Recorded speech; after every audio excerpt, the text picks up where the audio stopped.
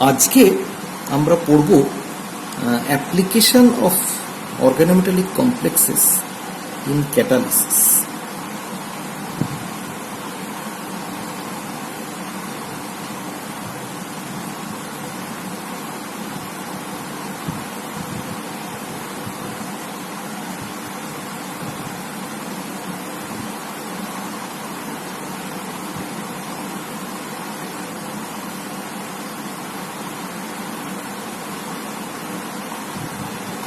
Actually এতদিনের theoretical আলোচনা ছেড়ে আমরা এবার চলে আসি একটু অ্যাপ্লিকেশন ওরিয়েন্টেড কেমিস্ট্রির দিকে। অ্যাকচুয়ালি অর্গানোমেটালিক রিয়াকশন তার একটা গ্রেট ইন্টারেস্ট রয়েছে ইন্ডাস্ট্রিয়াল। তার কারণ আমাদের কমার্শিয়াল ইন্টারেস্ট সবসময়ই হচ্ছে একটা ক্যাটালিসিসের দিকে, যেগুলো আমাদের খুব সিম্পলেস্ট মলিকুলকে, যেগুলো রিলেটিভলি ইনএক্সপেন্সিভ, যেগুলো নেচারে পাওয়া যায় সেই ধরনের কোনো মলিকুলকে, যেমন কোল, পেট্রোলিয়াম, ওয়াটার, এগুলোকে আমরা গ্রেটার কমার্শিয়াল ভ্যালু আছে এই ধরনের কোনো কম্পাউন্ড যদি কনভার্ট করতে পারি, তো সেই জন্য দেখতে পাওয়া যায় যে আমরা অনেক ক্ষেত্রেই আমাদের মানে একটা চেষ্টা থাকে যাতে সিম্পলার মলিকুলকে কমপ্লেক্স বা যেগুলো কমার্শিয়ালি ইম্পর্টেন্ট মলিকুল সেগুলোতে যাতে কনভার্ট করা যায়, এবং যদি সেগুলো ক্যাটালাইটিক্যালি করা যায় তাহলে তার যেহেতু প্রোডাক্টিভিটি ইনক্রিজ করে, তার একটা গ্রেট ইন্টারেস্ট আমাদের কাছে রয়েছে। যেমন আমাদের যে ধরনের কনভার্সনগুলো আমাদের কাছে ইন্টারেস্টিং, তার মধ্যে যেমন রয়েছে ইথিলিনের কনভার্সন টু অ্যাসিটালডিহাইড বা মিথানল, তার conversion to acetic acid, organic monomer, সেখান থেকে তার পলিমারের কনভার্সন। সো এগুলো যদি আমরা ক্যাটালাইটিক সাইকেলের মাধ্যমে করতে পারি তাহলে তার একটা গ্রেট কমার্শিয়াল ইম্পর্টেন্স রয়েছে। তো সেই জন্য যদি সেই ধরনের কিছু অর্গানোমেটালিক ক্যাটালিস্ট তৈরি করতে পারি তাহলে সেক্ষেত্রে that will B a great achievement. তো এই ক্ষেত্রে আমাদের জেনারেলি যেটা দেখতে পাওয়া যায় যে দু ধরনের আমরা ক্যাটালিস্ট ইউজ করে থাকি।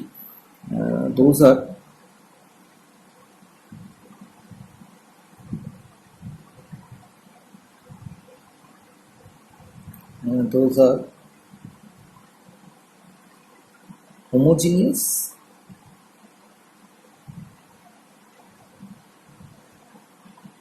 and heterogeneous.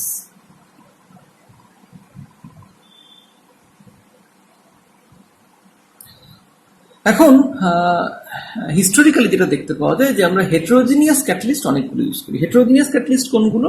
সেখানে দেখতে পাওয়া যায় যে যেটা ক্যাটালিস্ট হিসেবে আমরা ইউজ করছি সেটা প্রোডাক্ট বা রিয়াক্টেন্টের সঙ্গে তারা যে ফেজে রয়েছে তারা সেম ফেজে নেই। দ্যাট মিনস যদি প্রোডাক্ট বা রিয়াক্টেন্ট গ্যাস বা লিকুইড হয় তাহলে হয়তো সেক্ষেত্রে যে ক্যাটালিস্টটা সেটা হয়তো সলিড। সো এই ধরনের ক্যাটালিস্টের একটা সুবিধে রয়েছে। সুবিধাটা হচ্ছে যে আমরা স্টার্টিং মেটেরিয়াল বা প্রোডাক্ট থেকে ক্যাটালিস্টটাকে ইজিলি সেপারেট আউট করতে পারি, সিম্পল বাই ফিল্ট্রেশন আর বাই ভেরি সিম্পল মেথড। তো ফলত সেই জন্যে হেটেরোজিনিয়াস ক্যাটালিস্টের ক্ষেত্রে কিছু সুবিধে রয়েছে, আবার কিছু ডেফিনেটলি তার কিছু ড্রব্যাকও রয়েছে। আমরা সব ক্ষেত্রে হেটেরোজিনিয়াস ক্যাটালিস্ট ইউজ করে খুব ডিজায়ার্ড রেজাল্ট অনেক সময় পাই না। তো আরেকটা সর্ট অফ ক্যাটালিস্ট হচ্ছে হোমোজিনিয়াস ক্যাটালিস্ট। সেক্ষেত্রে আমরা দেখতে পাচ্ছি যে ক্যাটালিস্ট এবং যে রিয়াক্ট্যান্ট বা প্রোডাক্ট তারা সেম ফেজে রয়েছে। এক্ষেত্রে যেটা সুবিধে হচ্ছে যে হোমোজিনিয়াস ক্যাটালিস্টের ক্ষেত্রে যেহেতু ক্যাটালিস্ট এবং রিয়াক্ট্যান্ট বা প্রোডাক্ট সেম ফেজে রয়েছে ফলত তাদের মধ্যে মিক্সিং ভালোভাবে পসিবল। কিন্তু হেটেরোজিনিয়াস ফেজের ক্ষেত্রে যেহেতু ধরা যাক একটা সলিড সারফেসের উপর কোনো একটা গ্যাসিয়াস সাবস্টেন্সের রিয়াকশন ঘটানো হচ্ছে, সেক্ষেত্রে সলিডের কন্ট্যাক্টে কেবলমাত্র যে গ্যাসিয়াস সাবস্টেন্সটা আসছে কেবলমাত্র তারাই রিয়াকশনে পার্টিসিপেট করতে পারছে, যারা কন্ট্যাক্টে ডাইরেক্টলি আসতে পারছে না তারা কিন্তু রিয়াকশনে পার্টিসিপেট করতে পারছে না। সো হোমোজিনিয়াস ক্যাটালিস্টের ক্ষেত্রে এই ধরনের সমস্যাটা নেই, ফলত কিছু কিছু ক্ষেত্রে সেটা মোর অ্যাডভান্টেজিয়াস, কিন্তু অবভিয়াসলি এরও কিছু ডিসঅ্যাডভান্টেজ আছে।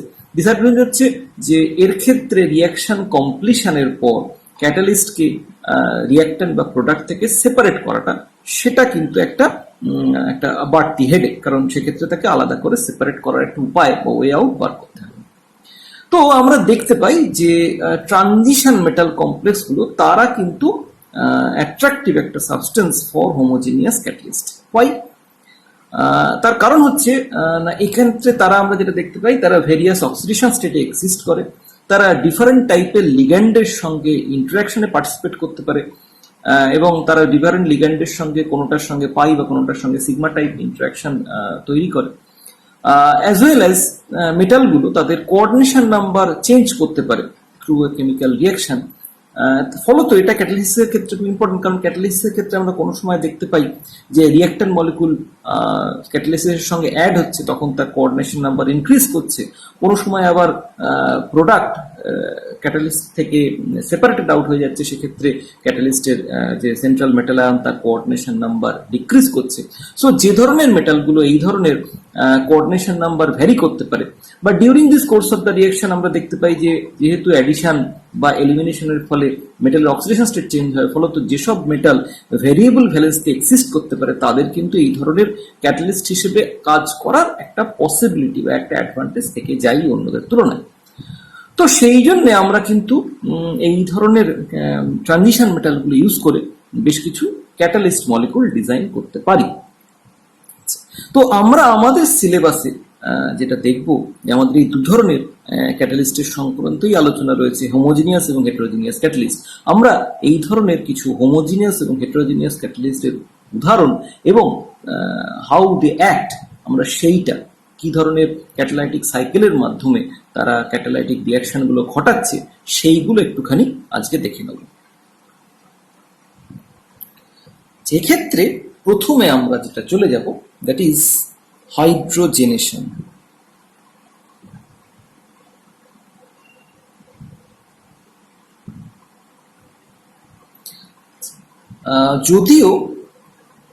যদিও the reaction between alkene and a hydrogen gas is thermodynamically favorable, কিন্তু দেখতে পাওয়া যায় যে at room temperature এবং প্রেসারে কিন্তু এই ধরনের রিয়াকশন ঘটে না।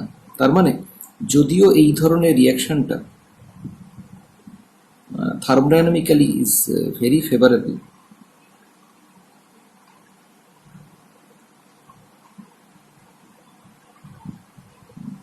very much favorable, কিন্তু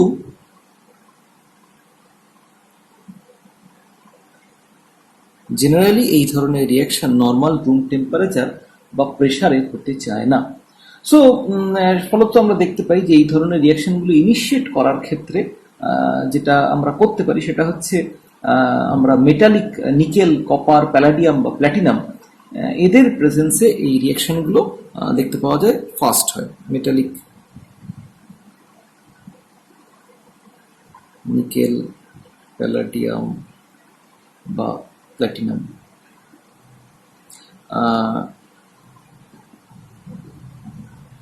এদের প্রেজেন্সে দেখতে পাওয়া যায় যে এই রিয়াকশনগুলো কম্পারেটিভলি ফাস্টার হয়। এগুলোকে জেনারেলি সলিড সাপোর্টের উপর আমরা যখন ইউজ করি, অ্যালুমিনিয়াম বা ক্যালসিয়াম কার্বনের উপর এই ধরনের মেটালগুলো যখন ইউজ করা হয় এবং তার উপর দিয়ে যখন এই মিক্সচার অফ অ্যালকিন এবং হাইড্রোজেন গ্যাস চালনা করা হয়, তখন দেখতে পাওয়া যায় যে সেখানে ক্যাটালাইটিক্যালি হাইড্রোজেনেশন রিয়াকশনগুলো অনেক স্মুথলি প্রসিড করে মেটাল সারফেসের ওপরে। কিন্তু সেটা তো হচ্ছে হেটেরোজিনিয়াস ক্যাটালিস্ট, তার কারণ সেক্ষেত্রে মেটাল এবং যেগুলো রিয়াকশনে পার্টিসিপেট করছে তারা ডিফারেন্ট ফেজে রয়েছে। কিন্তু যদি আমাদের হোমোজিনিয়াস ওয়েতে এই ক্যাটালিসিস প্রসেসটাকে ঘটাতে হয়, তাহলে যে ক্যাটালিস্টটা আমাদের এই কাজে সাহায্য করে সেটা হচ্ছে উইলকিনসন ক্যাটালিস্ট।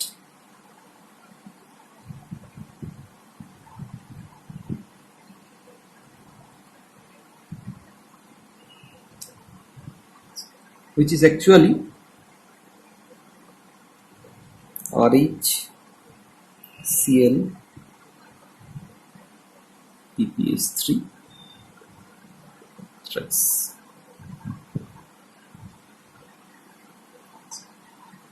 দেখতে পাওয়া যায় যে যদি আমরা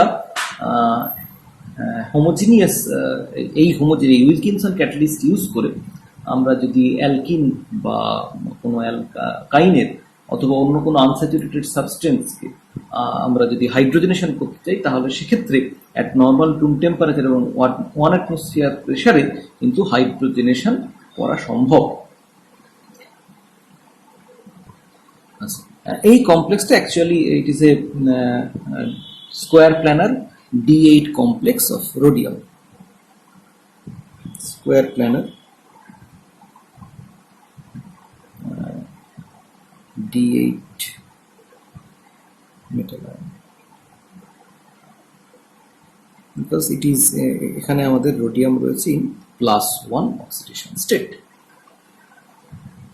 It is a square planar complex, এবং আমরা যদি এর ইলেকট্রন কাউন্ট করি তাহলে আমরা দেখব, আমরা যদি নিউট্রাল লিগ্যান্ড মেথডে করি তাহলে সেক্ষেত্রে আমাদের হবে 9টা, কারণ সেখানে আমরা নিউট্রাল হিসেবে ধরছি। মেটাল কন্ট্রিবিউট করবে, মেটাল কন্ট্রিবিউশন, তাহলে রোডিয়ামের কন্ট্রিবিউশন হবে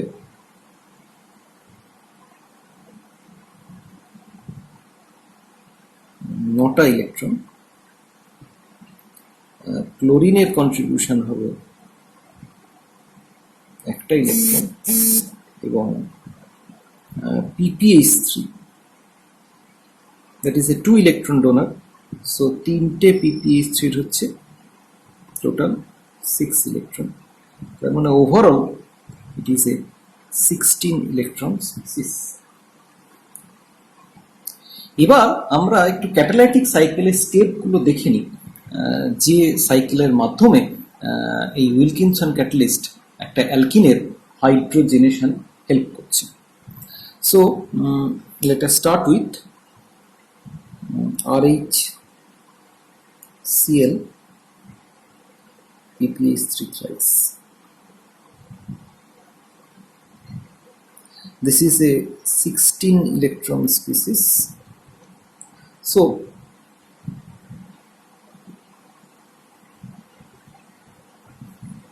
it takes up a hydrogen, a molecule of hydrogen, and produce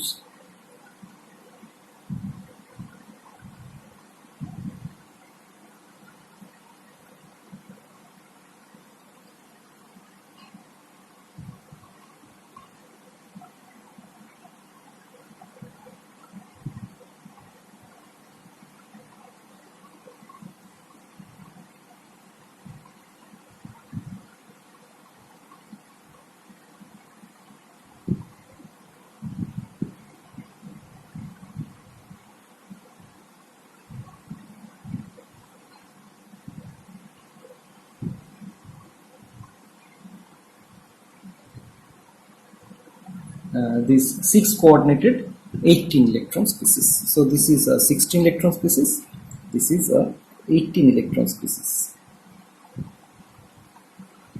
and this is 4 coordinated, this is 6 coordinated. এরপরে যেটা ঘটতে দেখা যায় যে due to strong trans directing effect of hydride group, it dissociates a molecule of PPH3 to produce a 5 coordinated intermediate.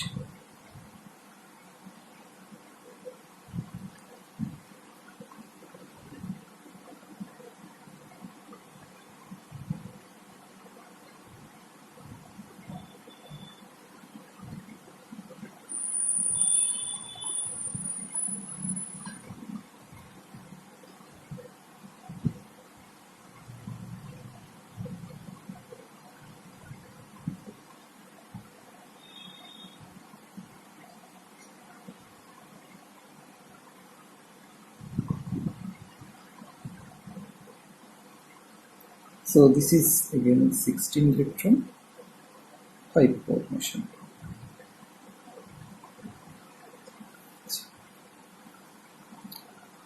এখানে একটা alternative proposal অনেক ক্ষেত্রে দেয়া হয়।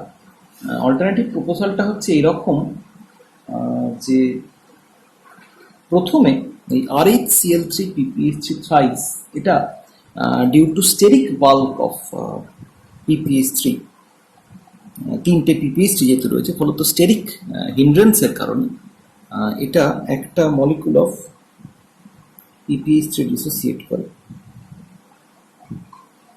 দিয়ে একটা 3 কোঅর্ডিনেটেড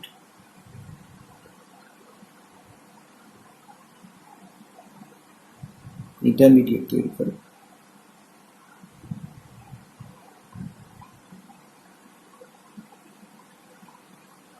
এবং সেটা on reaction with hydrogen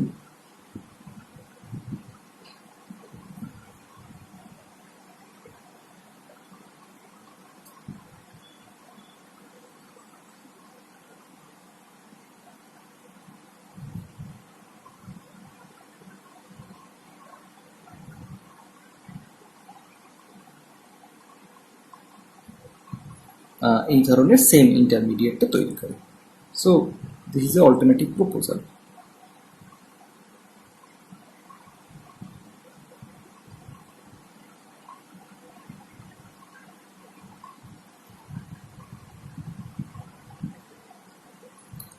তবে যেটা রেশনালি ভাবতে গেলে যেটা মনে হয়, the first alternative is more rational. তার কারণ এখানে আমরা যেটা দেখতে পাচ্ছি যে initially it is a 16 electron species, so it is susceptible two attain A 18 electron intermediate. তো সেই জন্য এটা হাইড্রোজেন নিয়ে 18 ইলেকট্রন স্পিসিসে কনভার্ট হচ্ছে। আবার হাইড্রোজেনের স্ট্রং ট্রান্সডাইরেক্টিং এফেক্টের কারণে সেটা একটা পিপিএইচটি ছেড়ে দিয়ে আবার একটা 5 কোঅর্ডিনেটেড ইন্টারমিডিয়েট তৈরি করছে, which is again a 16 electron species. এবং তার ফলত তাতে একটা ভ্যাকেন্সি ক্রিয়েটেড হচ্ছে, which can again take up another molecule, another different molecule to which leads to the formation of again a 18 electron complex. So it seems more logical the first step. তো সেই জন্য ওটা আমি প্রথমে লিখলাম। এখানে এইটা বলার কারণ হচ্ছে অনেক সময় দেখতে পাওয়া যায় যে ইনিশিয়ালি যেটা এই যে কমপ্লেক্সটা যদি এরম তৈরি সত্যিই হয়, তাহলে সেক্ষেত্রে there is a possibility of side reaction, এবং সেখানে যেটা হয় অনেক সময়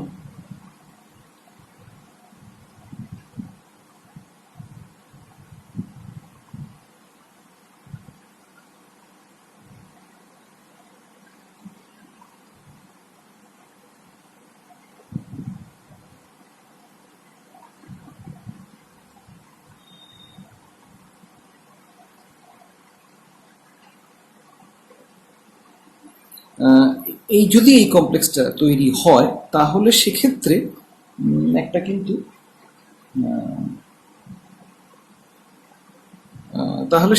কিন্তু একটা এরকম ধরনের ক্লোরোব্রিজ ডাইমার ফরমেশনের একটা চান্স থাকে। তো সরি, এটা 2 ppHg হবে না। সো একটা ক্লোরোব্রিজ ডাইমার ফরমেশনের চান্স থাকে। তো অনেক সময় যেহেতু এই ধরনের একটা ইন্টারমিডিয়েটকে আইসোলেট করা যায় ইন সলিউশন, তো সেই জন্য অনেকে প্রপোজ করেন যে মেবি একটা এই ধরনের একটা কমপ্লেক্স ফর্ম হচ্ছে, কিন্তু this path seems to be more logical. So let us see তো এরপরে কি ঘটছে। এরপরে আমরা যেটা দেখতে পাচ্ছি, এই যে 5 কোঅর্ডিনেটেড কমপ্লেক্সটা তৈরি হলো, সো এখানে একটা ভ্যাকেন্সি ক্রিয়েট হয়েছে এবং it becomes again 16 electron species. So it can take another molecule, এবং দেখতে পাওয়া যাচ্ছে যে এরপর এটা একটা অ্যালকিন মইটিকে নিয়ে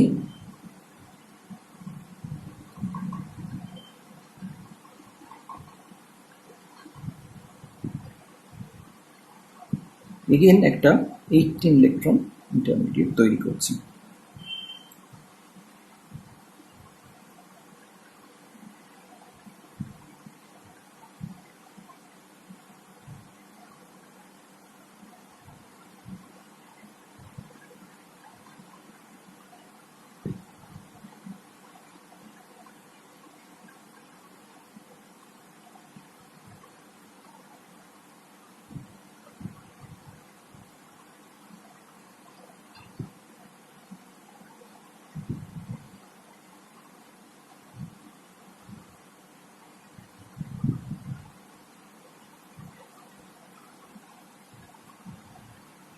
So this is again 18 electron and 6 coordinate.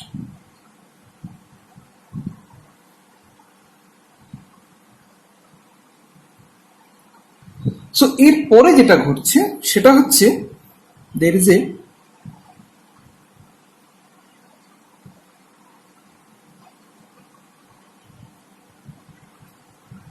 beta hydrogen transfer. That means transfer of one hydride to the phosphine group. So তার ফলে যেটা ঘটছে এই ধরনের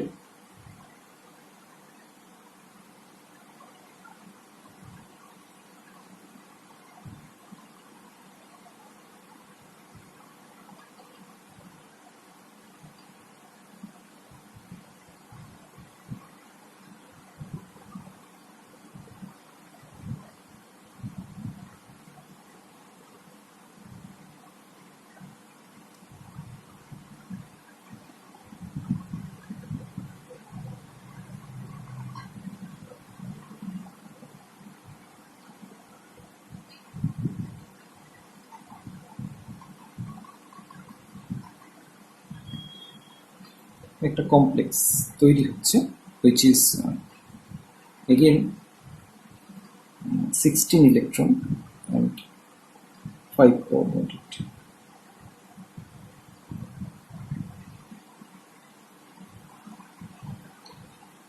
The final step is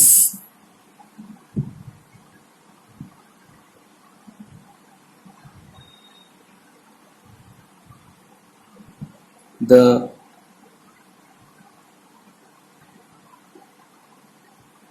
reductive elimination. এখানে আমরা দেখতে পাচ্ছি যে এই যে হাইড্রোজেন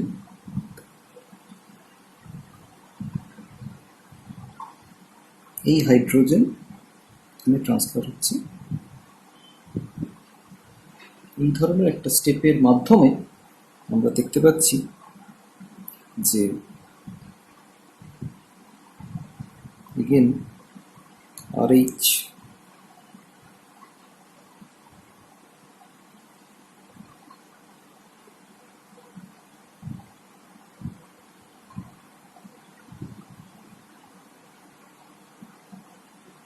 H3P Cl এবং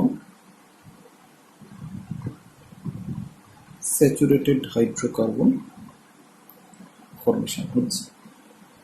So it again undergo hydrogenation to regenerate the 5 coordinate intermediate, that means the active catalyst.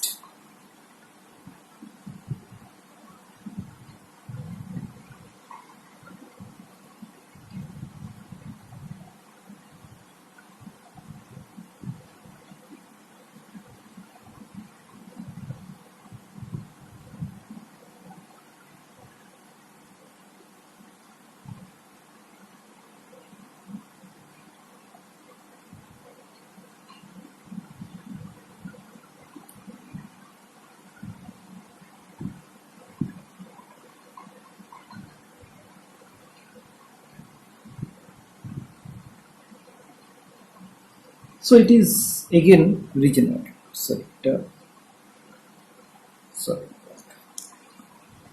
এখানে এইটা সলিড বন্ড।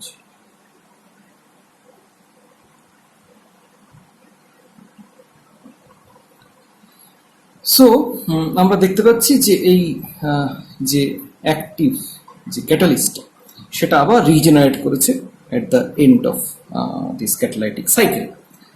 সো আমরা দেখতে পাচ্ছি যে তাহলে এই প্রসেসটা বারে বারেই ঘটতে পারে, and this is again the substance যেটা আমরা দেখতে পাচ্ছি রিজেনারেট করেছে। আমরা যেহেতু এইটা আলটিমেটলি জেনারেট করছে এবং তার থেকে হাইড্রোজেনেশন হয়ে ক্যাটালাইটিক সাইকেলটা কন্টিনিউ হচ্ছে, তো সেই জন্য এই অল্টারনেটিভ প্রপোজালটা দেওয়া হয় যে পসিবলি RHCl PPH3 থ্রাইস থেকে একটা PPH3 ডিসোসিয়েট করে প্রথমে এই 3 কোঅর্ডিনেট ইন্টারমিডিয়েটটা তৈরি হচ্ছে, তারপরে সেটা হাইড্রোজেনেশন হয়ে প্রসেসটা এগোচ্ছে। তার কারণ সাকসেসিভ স্টেপে আমরা দেখতে পাচ্ছি যে এইটাই অ্যাকচুয়ালি ঘটছে সেক্ষেত্রে কিন্তু ওই 4 কোঅর্ডিনেট থেকে মানে এই পাথে কিন্তু রিয়াকশনটা হচ্ছে না, রাদার এই পাথেই রিয়াকশনটা হচ্ছে। সেই জন্যে এই ধরনের একটা ঘটনার কথা বলা হচ্ছে যে পসিবলি এই পাথ দিয়ে রিয়াকশনটা হচ্ছে, এই পাথ দিয়ে নয়। তবে ওইটা আমাদের কাছে মোর লজিক্যাল লেগেছে, যেহেতু হাইড্রোজেন অ্যাডিশনের ফলে 18 ইলেকট্রন স্পিসিস তৈরি হচ্ছে, আবার 16 ইলেকট্রন স্পিসিস সেখান থেকে ডিসোসিয়েট করে ফাইনালি আবার রিজেনারেট করছে। তো তার মানে আমরা যেটা দেখতে পাচ্ছি এইখানে, আমরা প্রথম স্টেপটাকে তার মানে আমরা বলতে পারি দিস ইজ অক্সিডেটিভ অ্যাডিশন।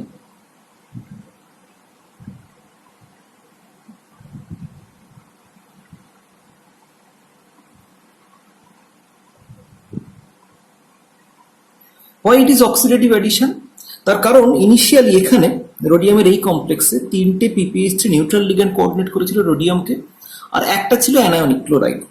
ফলত আমরা যদি রোডিয়ামের অক্সিডেশন স্টেট ধরি, দেন দিস ইজ +1। এখানে আমরা দেখতে পাচ্ছি যে দুটো হাইড্রাইড রয়েছে, একটা ক্লোরাইড রয়েছে। তার মানে ডেফিনেটলি আমরা যদি ফর্মাল অক্সিডেশন স্টেট কনসিডার করি, তাহলে এখানে হচ্ছে রোডিয়াম 3। সো তার মানে এখানে যেমন একদিকে হাইড্রোজেনের অ্যাডিশন হচ্ছে, তেমনি এখানে আমরা দেখতে পাচ্ছি যে অক্সিডেশন স্টেটটাও কিন্তু ফর্মাল অক্সিডেশন স্টেটটা +1 থেকে +3 তে ইনক্রিজ করছে। তো সেই জন্য এই স্টেপটাকে আমরা বলছি অক্সিডেটিভ অ্যাডিশন। সেকেন্ড স্টেজে যেটা হচ্ছে, আমরা দেখতে পাচ্ছি যে একটা লিগ্যান্ড ডিসোসিয়েশন ঘটছে, দ্যাট ইজ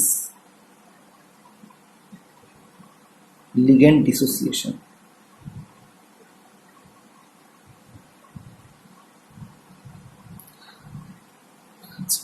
এরপরে থার্ড স্টেজ এইখানে, সেটা হচ্ছে coordination of olefin.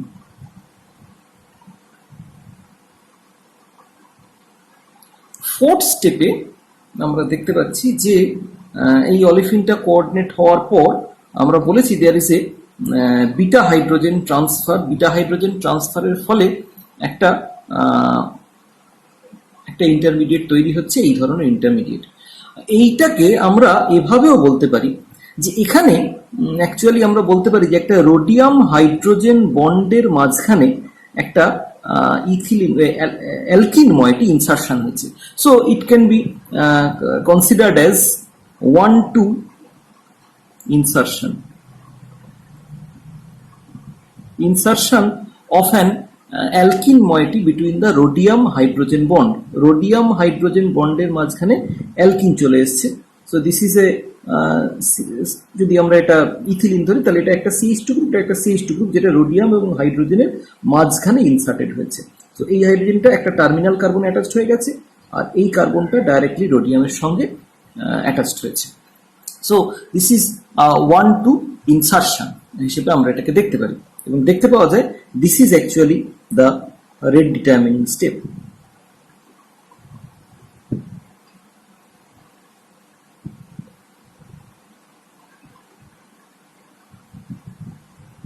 So this is rate determining step.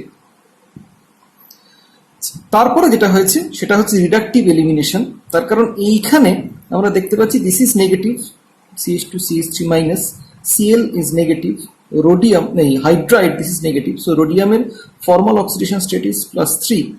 এখানে যেহেতু একটাই মাত্র Cl মাইনাস রোডিয়ামের সঙ্গে অ্যাটাচড রয়েছে, সো এখানে কিন্তু +1।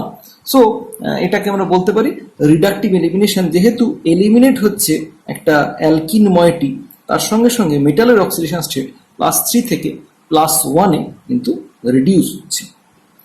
আর এখানে যদি আমরা ইলেকট্রন কাউন্ট ধরি, তাহলে রোডিয়াম দ্যাট ইজ 9 ইলেকট্রন, এখানে ক্লোরিন হচ্ছে 1 ইলেকট্রন, যদি নিউট্রাল মেথডে কনসিডার করি তাহলে 9 1 10, আর এখানে হচ্ছে 2 2 4।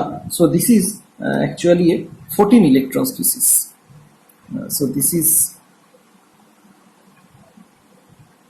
14 electron species এবং 3 coordinated, and so this is susceptible to addition of another H2 molecule, এবং তার ফলে আবার অ্যাক্টিভ ক্যাটালিস্টটা রিজেনারেট করছে। সো এইভাবে আমরা দেখতে পাচ্ছি ক্যাটালাইটিক সাইকেলটা এভাবে চলছে। যেখানে কয়েকটা জিনিস একটুখানি বলার মতো বা পয়েন্ট নোট করার মতো, সেটা হচ্ছে আমরা যেটা দেখতে পাই the complex with cis-phosphine is the most favored on steric ground. আচ্ছা, এটা আমরা বরং পয়েন্টগুলো একটুখানি নোট করি। এক নম্বর হচ্ছে complex with cis-phosphine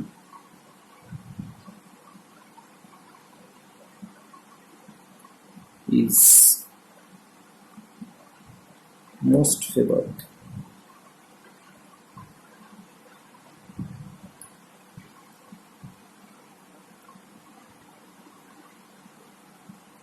on the steric ground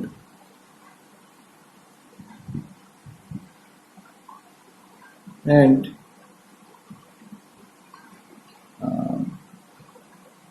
has a hydride trans to PPH3, thus labilized and readily transferable.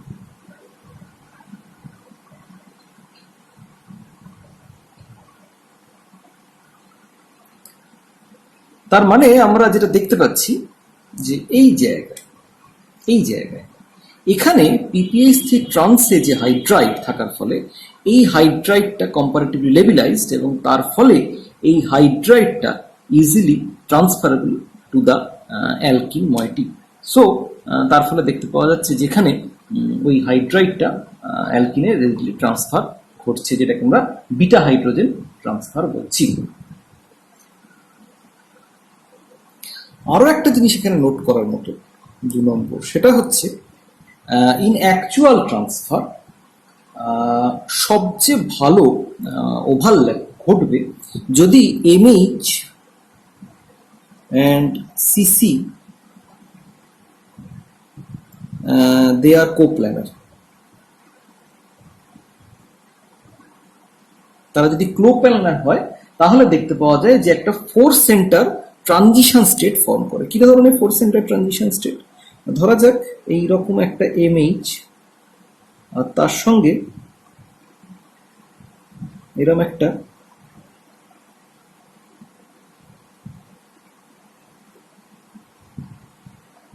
এইরকম ধরনের একটা 4 সেন্টার ট্রানজিশন স্টেট যদি ফরমেশন হয় তাহলে সেক্ষেত্রে দেখতে পাওয়া যায় যে হাইড্রাইড ট্রান্সফারটা সবচেয়ে ভালোভাবে ঘটে। দিস অবভিয়াস, তার কারণ আমরা বুঝতেই পারছি যে এই ধরনের জিওমেট্রি যদি একটা অ্যাডাপ্ট করতে পারে অনেক স্মুথ হবে।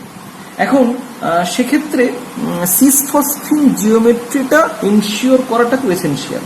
এখন সেই সিস-ফসফিন জিওমেট্রিটা কি করে এনশিওর করা সম্ভব? সিস-ফসফিন জিওমেট্রিটা এনশিওর করা সম্ভব যদি আমরা একটা চিলেট ডাইফসফিন ইউজ করি। এই ধরনের দুটো PPH3 জায়গায় যদি আমরা একটা ডাইফসফিন ইউজ করি, চিলেটিং করি লিগ্যান্ড, তাহলে সেক্ষেত্রে দুটো এই ফসফিন গ্রুপ তারা সিস পজিশনে থাকতে বাধ্য, এবং সেই ক্ষেত্রে দেখতে পাওয়া যায় যে hydride transfer to the coordinated alkyne is very rapid. So using chelate diphosphine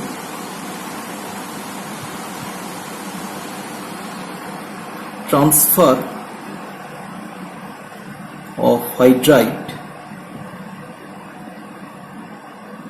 to alkene is very rapid. তার কারণ সেক্ষেত্রে এই ধরনের একটা 4 সেন্টার ট্রানজিশন স্টেটের থ্রু দিয়ে আমরা দেখতে পাবো যে হাইড্রাইড ট্রান্সফারটা হবে। সো তাহলে আমরা এখান থেকে বুঝতে পারলাম যে কি করে এই উইলকিনসন ক্যাটালিস্টের ক্ষেত্রে এই ক্যাটালাইটিক সাইকেলটা ঘটছে। যেখানে একটা জিনিস একটু নোট করার মতো, সেটা হচ্ছে হাইড্রোজেনেশন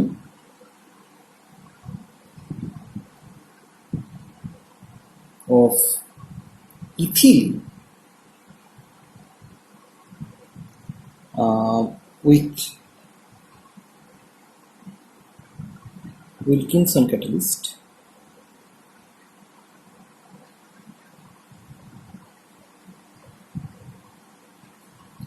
is very slow.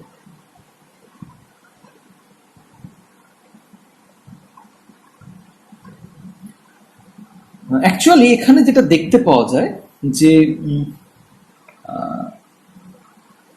আমরা যে ইথিলিনটা ইউজ করি for the reaction for the hydrogenation, সেই ইথিলিনটা সলভেন্ট মলিকুলের সঙ্গে কম্পিট করে for coordination to the Wilkinson catalyst. তার মানে সিচুয়েশনটা এইরকম, PH3P whole thrice RHCl, that is the starting material Wilkinson catalyst, plus H2C double bond CH2. So it forms PH3P whole twice RHCl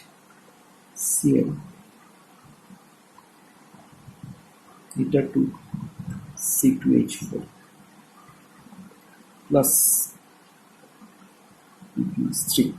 so এখানে যেটা দেখতে পাওয়া যায় অ্যাকচুয়ালি প্রথম স্টেজে আমরা যেটা দেখেছিলাম যে এটা যদি আমরা ধরে নিই যে এটা ডিসোসিয়েট করে একটা PPH3 বেরিয়ে গিয়ে RH PPH3 টুয়াইস Cl একটা ট্রায়াঙ্গুলার মানে 3 কোঅর্ডিনেট ইন্টারমিডিয়েট তৈরি হচ্ছে যেখানে হাইড্রোজেন অ্যাটাচ হচ্ছে।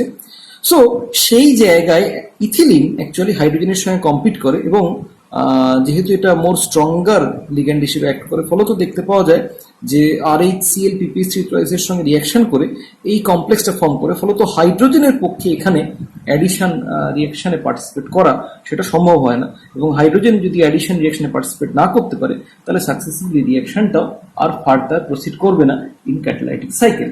তো সেই জন্য দেখতে পাওয়া যায় যে এক্ষেত্রে কিন্তু the reaction is very slow, এবং সেই জন্যে আমরা দেখতে পাই যে এটা কিন্তু acts as an inhibitor to hydrogenation.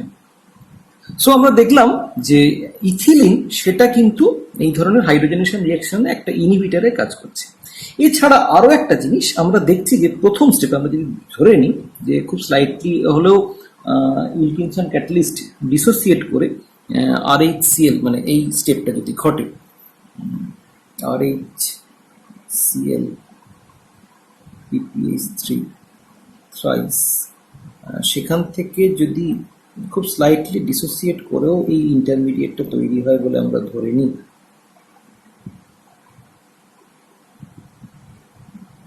which is the active catalyst. So এক্ষেত্রে আমরা দেখতে পাই যে যদি বেশি PPH3 ট্রাইফিনাইল ফসফিন যদি ডিসোসিয়েট করে দেয় তাহলে সেক্ষেত্রে কিন্তু এইভাবে সাইক্লিক প্রসেসটা ঘটা সম্ভব নয় বা হাইড্রাইড ট্রান্সফার ঘটা সম্ভব নয়।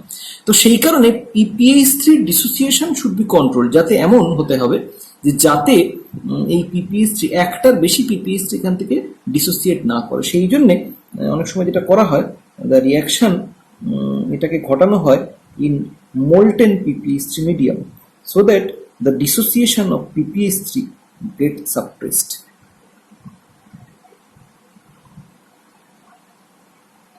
So that dissociation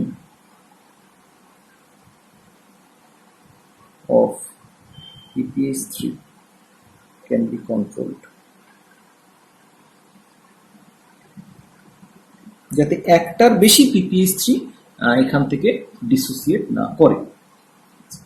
আর একটা জিনিস এখানে যেটা নোট করার মতো সেটা হচ্ছে দেখতে পাওয়া যাচ্ছে যে Wilkinson catalyst is a very bulky contains very bulky ligand like PPH3.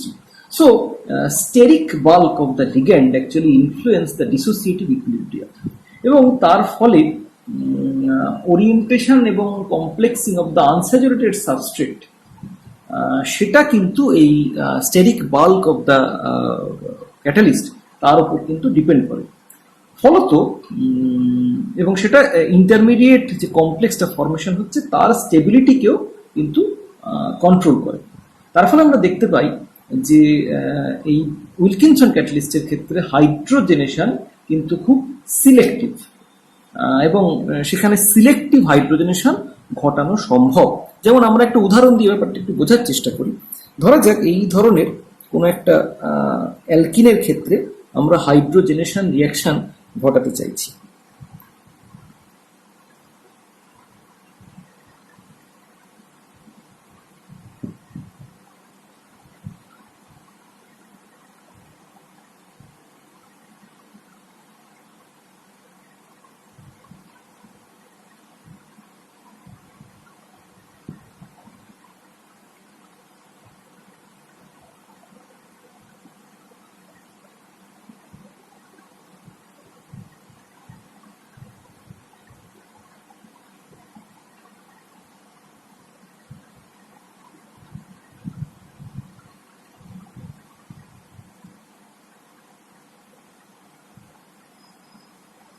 ধরা যাক এই ধরনের একটা অ্যালকিন আমরা তার হাইড্রোজেনেশন ঘটাতে চাইছি ইউজিং উইলকিনসন ক্যাটালিস্ট।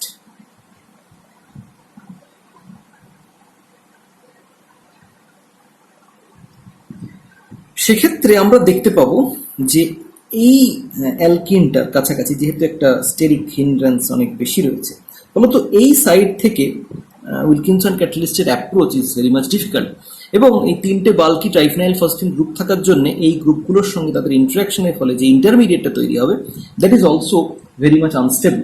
সো ফলত এখানে কিন্তু সিলেক্টিভলি এই জায়গায় এই অ্যালকিনটার হাইড্রোজেনেশন ঘটানো সম্ভব ইউজিং উইলকিনসন ক্যাটালিস্ট। তার মানে এই কমপ্লেক্সের ক্ষেত্রে আমরা যদি উইলকিনসন ক্যাটালিস্ট ইউজ করে হাইড্রোজেনেশন ঘটাই তাহলে আমরা দেখবো সিলেক্টিভলি শুধুমাত্র এই ডাবল বন্ডটাই হাইড্রোজেনেটেড হচ্ছে, এটা কিন্তু হচ্ছে না বা ইনট্যাক্ট থেকে যাচ্ছে।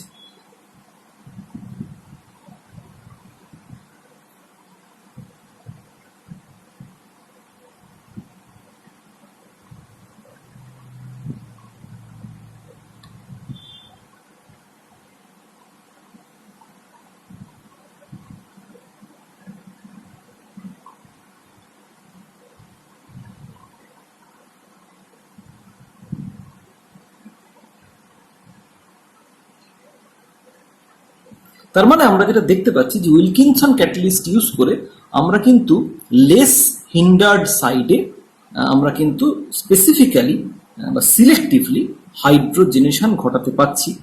মোর হিন্ডার্ড সাইটে কিন্তু আমরা সেক্ষেত্রে কোনো রকম হাইড্রোজেনেশন ঘটবে না। সো তার মানে selective hydrogenation possible using Wilkinson catalyst. So this is all about Wilkinson catalyst. এখান থেকে আমরা চলে আসি the Walker process.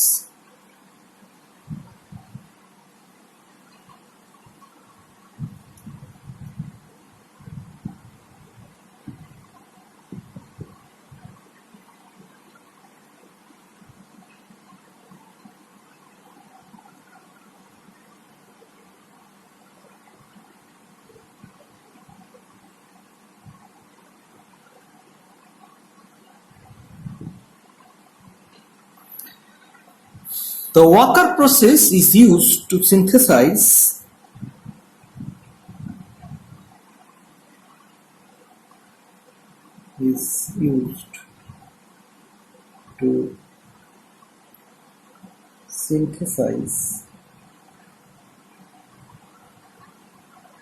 acetaldehyde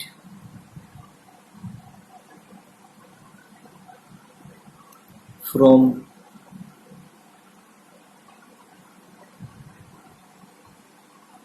ethylene. এখানে আমরা যেটা দেখব this process actually involves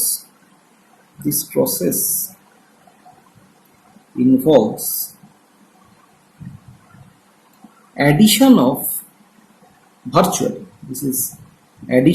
of molecular oxygen to alkene.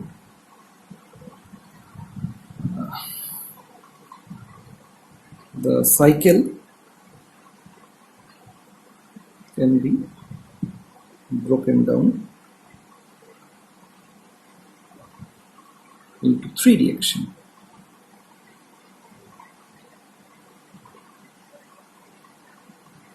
What are those? First step is it uses actually PdCl4 2-. এই ডিটেল মেকানিজমটা আমরা এর পরে দেখছি, আগে আমরা ওভারঅল রিঅ্যাকশনটা দেখে নিই। So first step is PdCl4 2- with ethylene and water. So this leads to the formation of acetaldehyde plus metallic palladium, hydrochloric acid and Cl-. এখন যদি ক্যাটালাইটিক সাইকেলে রিঅ্যাকশনটা ঘটতে হয় তাহলে অবভিয়াসলি মেটালিক প্যালাডিয়াম সেটাকে আবার রিঅ্যাকশন মিডিয়ামে ফিরিয়ে আনতে হবে in the form of PdCl4 2-, না হলে রিঅ্যাকশনটা ক্যাটালাইটিক্যালি ঘটবে না। সো তার ফলে এই প্যালাডিয়ামটাকে রিঅক্সিডাইজ করা হয় in situ using copper chloride.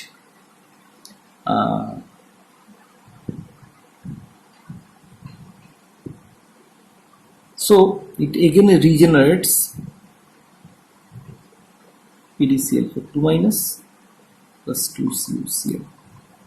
তার মানে আমরা রিয়াকশন মিডিয়ামে যদি CuCl2 কপার ক্লোরাইড আমরা যদি দিয়ে রাখি, তাহলে before the palladium precipitates at palladium metal, তার আগেই সেটা কপার ক্লোরাইডের সঙ্গে রিয়াকশন করে PDCl4 2 মাইনাস আবার রিজেনারেট করবে। এখন এক্ষেত্রে তো আমাদের তাহলে ইনফাইনাইট অ্যামাউন্ট, যদি এটা ক্যাটালাইটিক সাইকেলটা আমাদের চালিয়ে যেতে হয়, তাহলে সেক্ষেত্রে প্রচুর পরিমাণে কপার ক্লোরাইড অ্যাড করতে হবে, সেটাও তো সম্ভব নয়। সেই জন্যে এই কপার CuCl যেটা আবার রিডিউসড হচ্ছে, তার কারণ CuCl2 is the oxidising agent, যেটা প্যালাডিয়ামকে অক্সিডাইজ করবে, নিজে রিডিউসড হবে। তো এই CuCl আবার রিঅক্সিডাইজড হয় by the aerial oxygen, 2CuCl plus half O2 plus 2HCl, 2CuCl2 plus H2. So the overall reaction is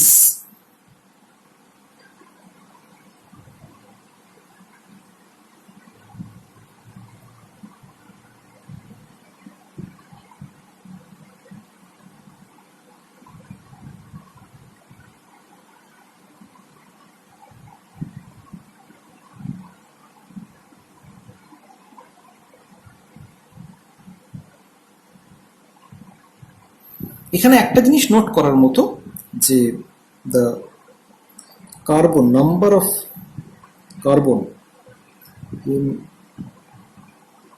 starting and end product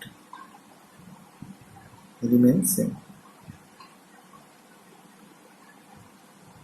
এটা পরে আমাদের অন্য একটা রিঅ্যাকশনের সঙ্গে কম্পেয়ার করার ক্ষেত্রে একটু লাগবে, সেই জন্য এখানে আমরা লিখে রাখলাম। আচ্ছা, এখন যেটা দেখতে পাওয়া যায়, তার মানে যেখানে এখানে যেটা ঘটছে, the first reaction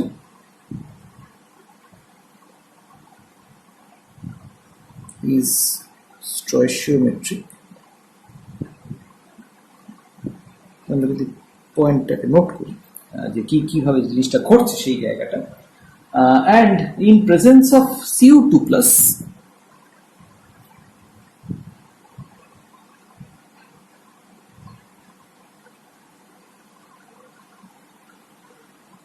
palladium metal is oxidized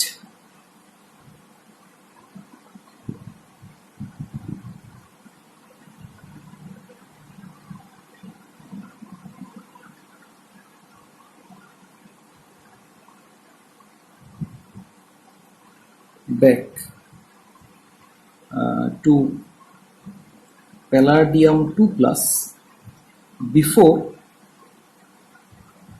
it precipitates.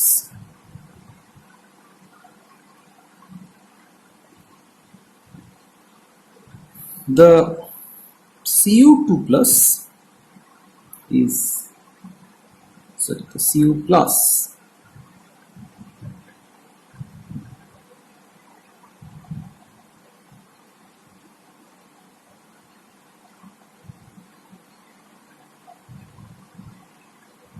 Cu plus is reoxidized to Cu2 plus by blowing air. এখন এখানে কতগুলো এই রিঅ্যাকশনটার মেকানিজম, মানে কিভাবে এই অক্সিডেশনটা ঘটলো, সেটা যদি আমাদের এস্টাবলিশ করতে হয়, তাহলে কয়েকটা পয়েন্ট একটু আমাদের মাথায় রাখতে হবে, যার উপর ভিত্তি করে আমরা এই রিঅ্যাকশনটার মেকানিজমটা প্রপোজ করতে পারবো।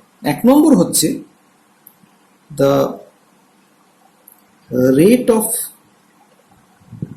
Oxidation of C2H4 and C2D4, that means deuterated, are almost identical.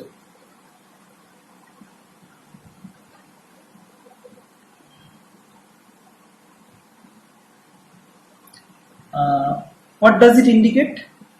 এটা ইন্ডিকেট করে এটাই, indicate that CH bond breaking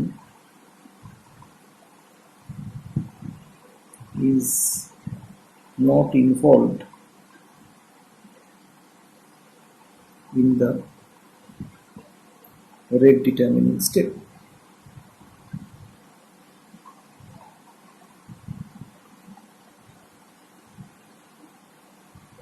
তার কারণ যদি সেটা হতো তাহলে C2H4 এবং C2D4 এর rate of oxidation cannot be identified. আচ্ছা, 2 নম্বর, if the reaction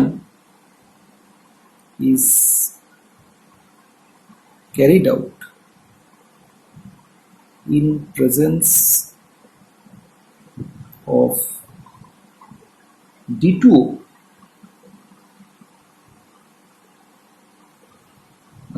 the CH3CHO that is produced contains no deuterium, and thus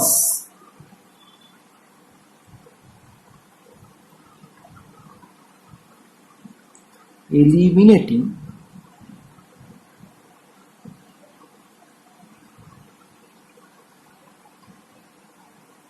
vinyl alcohol as intermediate। তার কারণ ভিনাইল অ্যালকোহল যদি একটা ইন্টারমিডিয়েট হিসেবে থাকতো তাহলে যখন ভিনাইল অ্যালকোহল থেকে অ্যালডিহাইড তৈরি হতো এই কিটোইনল টটোমারিজমের সময় ডেফিনেটলি ওয়াটারের সঙ্গে হাইড্রোজেন এক্সচেঞ্জ করতো, এবং সেক্ষেত্রে কিন্তু আমরা দেখতে পেতাম যে যদি আমরা D2ওর প্রেজেন্সে জিনিসটা রিয়াকশনটা করতাম তাহলে ডেফিনেটলি D2O থেকে ডয়টেরিয়াম কিন্তু CH3CHOর মধ্যে ইনকর্পোরেটেড হতো। যেহেতু আমরা দেখতে পাচ্ছি যে CH3CHOর মধ্যে কোনো রকম ডয়টেরিয়াম ইনকর্পোরেশন হয়নি, so definitely vinyl alcohol cannot be intermediate in this reaction. 3 নম্বর, ethanol is not an intermediate.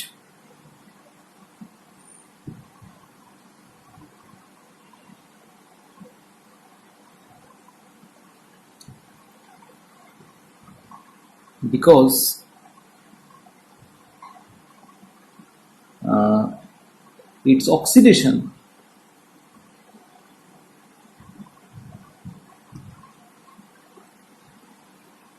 its oxidation is slower than that of ethylene under the reaction condition. তার মানে যেটা দাঁড়াচ্ছে যদি ইথানল এখানে একটা ইন্টারমিডিয়েট হতো তাহলে সেক্ষেত্রে আমরা বলতে পারি যে ইথানল দিয়ে আমরা এই রিয়াকশনটা স্টার্ট করা মিনস যে আমরা কয়েকটা স্টেপ এগিয়ে গেলাম। তাহলে সেক্ষেত্রে আমরা দেখতে পেতাম যে অ্যাসিটিক অ্যাসিড এই অ্যাসিটালডিহাইডের production is much more easier or more feasible, কিন্তু আমরা দেখতে পাচ্ছি যে ইথানল সেটা যদি আমরা ইউজ করি ইনস্টেড অফ ইথিলিন তাহলে সেক্ষেত্রে the reaction become slower, but the formation of acetaldehyde becomes slower. তার মানে ethanol cannot be an intermediate in this reaction. So এই অবজারভেশনগুলোর উপর বেস করে পসিবল যে মেকানিজমটা এই রিয়াকশনে প্রপোজ করা হয় সেটা এরকম। Possible mechanism,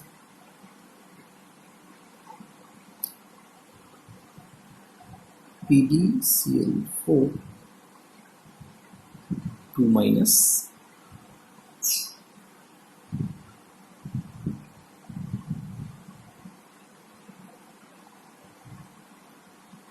plus C2H4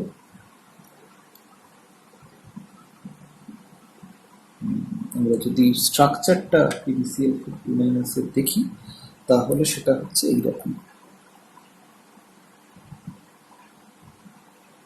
This is square planar complex.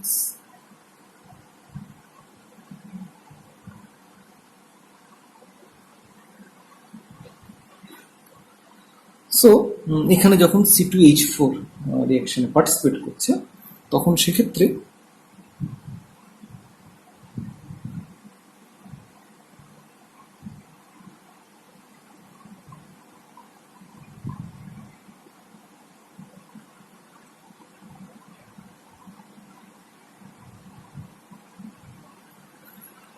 এই ধরনের একটা কমপ্লেক্স তৈরি হচ্ছে প্লাস Cl মাইনাস। একটু খেয়াল করে দেখো যে এইটা কিন্তু আমাদের জাইসেস সল্টের অ্যানালগাস একটা complex.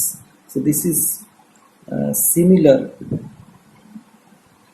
Two Zeise's salt. Zeise's সল্টের ক্ষেত্রে ছিল প্ল্যাটিনাম কমপ্লেক্স, এখানে কিন্তু palladium complex. So this is similar to Zeise's salt, একই ধরনের কমপ্লেক্স, শুধু প্যালাডিয়ামের বদলে প্ল্যাটিনামের বদলে প্যালাডিয়াম মেটাল এখানে ইনকর্পোরেটেড হয়েছে। আচ্ছা, এখানে আরেকটা জিনিস হচ্ছে যে এটা এখানে একটা অল্টারনেটিভ যেটা বলা হয় যে this may contain type of complex, fluoro bridge complex.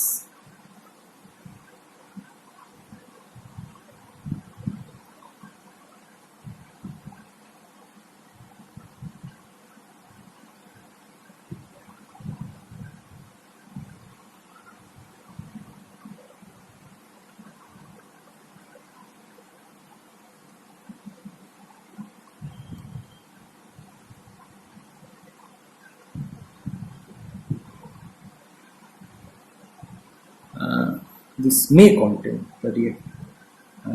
the solution may contain, it may be present or may not be present.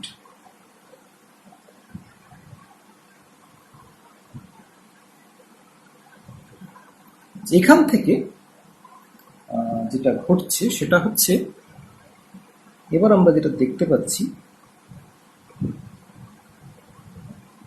এখানে ওয়াটারের অ্যাটাক হচ্ছে। সো ওয়াটারের অ্যাটাক যদি হয় তাহলে সেক্ষেত্রে আমরা আগের দিনও বলেছিলাম যে জাইসেস সল্টের ক্ষেত্রে the chlorine atom trans to the ethylene moiety, সেটা হচ্ছে লেবিলাইজ এবং সেই বন্ডটা হচ্ছে ইলংগেটেড, সেই বন্ডটা কম্পারেটিভলি উইকার। সো তার ফলে ওই ট্রান্স ক্লোরিন অ্যাটমটা লেবিলাইজ করবে।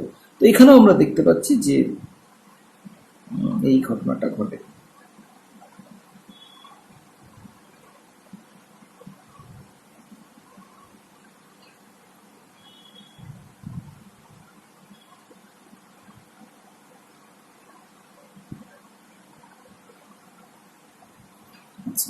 এইটা ছিল 2- চার্জের কমপ্লেক্স, এটা হচ্ছে সরি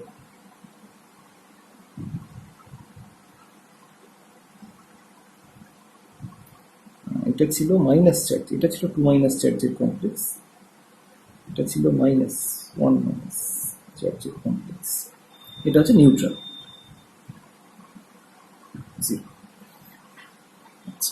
এরপরে আমরা যেটা দেখতে পাচ্ছি যে এখানে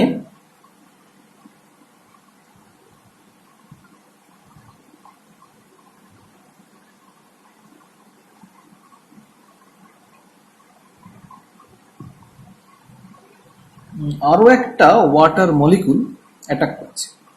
ওয়াটার মলিকুল অ্যাটাকটা কিরকম আমরা দেখতে পাচ্ছি যে এই লোন পেয়ারটা দিয়ে এইখানে অ্যাটাকটা হচ্ছে। আমরা এটার কথাও আগের দিন বলেছিলাম। শুধু তাই নয়, এখান থেকে একটা প্রোটন H+ লিবারেশন হচ্ছে, and this is slow step. So this is the rate determining step. So this is slow and rate determining step. So তাহলে তৈরি হচ্ছে যেটা সেটা হচ্ছে এই রকম PD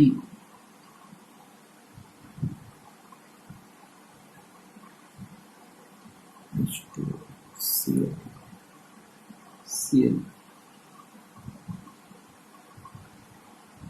CH2 CH2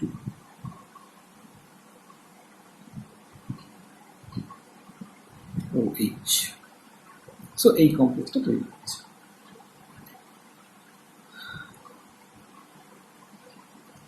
এরপর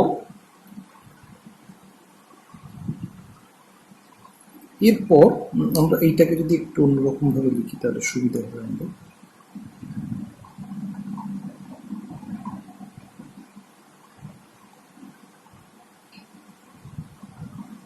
এরপর আমরা যেটা দেখতে পাচ্ছি থ্রু আ কনসার্টেড মেকানিজম।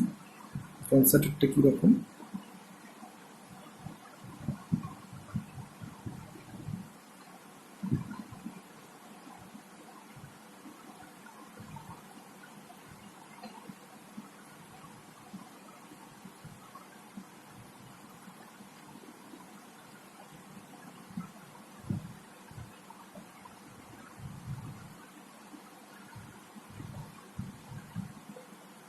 আচ্ছা, এইটা কিন্তু এই যে কমপ্লেক্সটা ছিল এর কিন্তু চার্জ ছিল -1, তার কারণ এখানে ওয়াটার অ্যাটাক করার পরে একটা নেগেটিভ চার্জ ডেভেলপ করছে। So through this concerted mechanism, তাহলে এটা হচ্ছে এখানে একটা ডাবল বন্ড তৈরি হচ্ছে, এখানে একটা ডাবল বন্ড তৈরি হচ্ছে। সো দ্যাট মিনস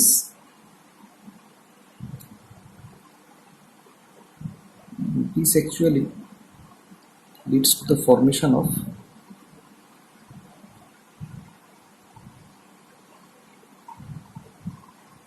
তার মানে আমরা যেটা দেখতে পাচ্ছি এখানে একটা নেগেটিভ চার্জ ছিল।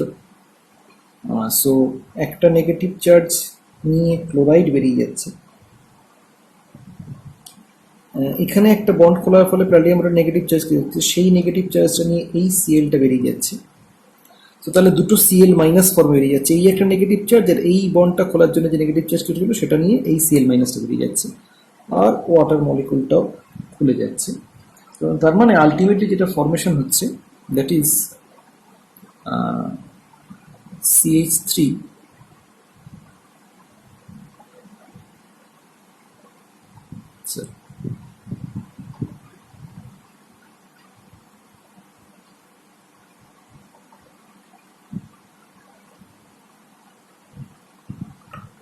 এটা আমার একটু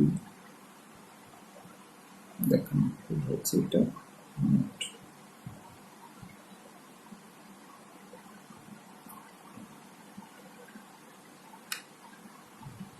সো তারপরে যেটা তৈরি হচ্ছে CH3C double bond O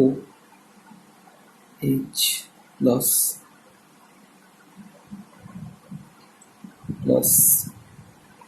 palladium 0 plus 2Cl minus plus water, and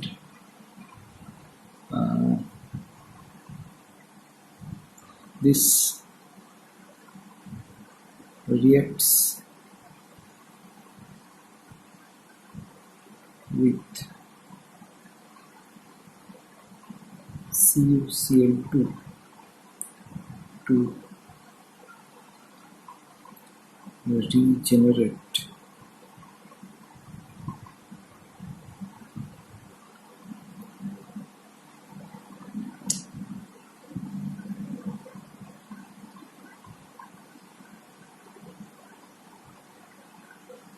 the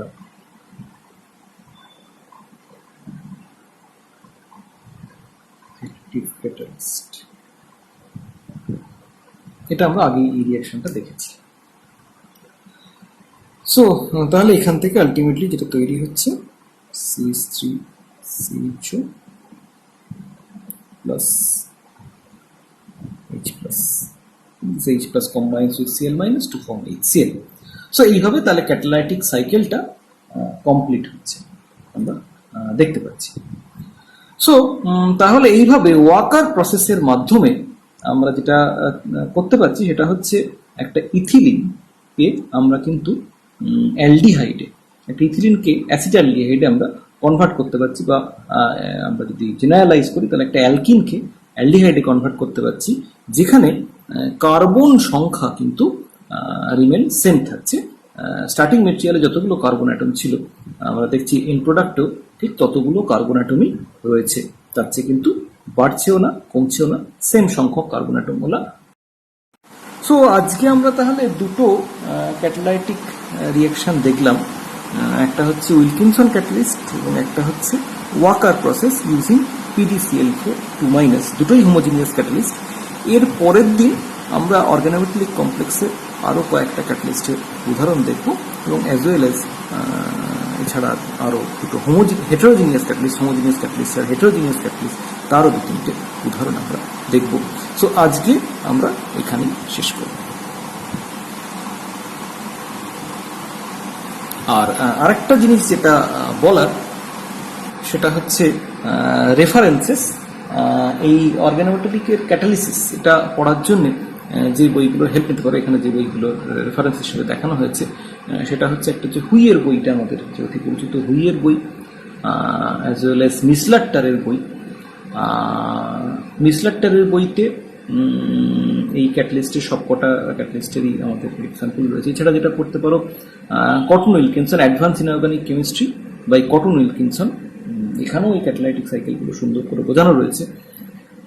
তাছাড়া এই যে ওয়াকার প্রসেসের যে প্যালাডিয়াম ক্যাটালিস্ট ইউজ করে যে আমরা রিয়াকশনটা লাস্টে দেখলাম, তার যে বিভিন্ন এক্সপেরিমেন্টাল এভিডেন্সগুলো ইউজ করে এই যে ক্যাটালাইটিক সাইকেলটা এস্টাবলিশ করা, সেটা এজি শার্পেও খুব সুন্দর আলোচনা করা রয়েছে।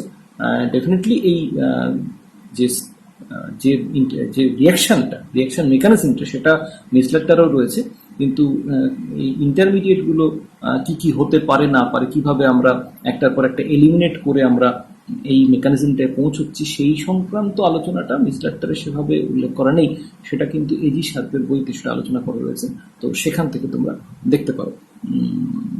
আর এছাড়া আমাদের যে পরিচিত বই আর পি সরকার বা কে দাস, সেগুলো থেকেও ডেফিনেটলি তোমরা পড়তে পারো। So this are the references যেগুলো থেকে এই অংশগুলো তোমরা দেখতে পারো। সো আজকের মতো এখানেই শেষ, পরের দিন আমরা আবার এর পরের অংশগুলো আলোচনা করব।